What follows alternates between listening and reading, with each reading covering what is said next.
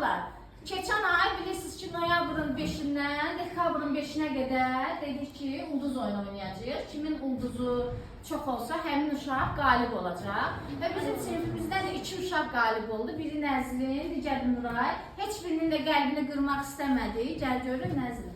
Gəl Nuray, gəl. Qəlbini qırmaq istəmədi və hər ikisinə də hədiyyə aldıq. Buyur, bu sənin, bu da sənin.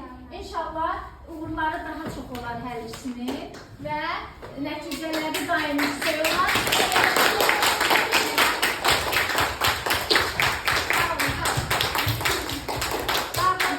Deməli uşaqlar, ümid edirəm ki, gələn ay artıq dekabr ayından yenə oyunlarımız davam edəcək və bu dəfə oğlanlar aktiv şəkildə iştirak edəcək, düzdür Seyir?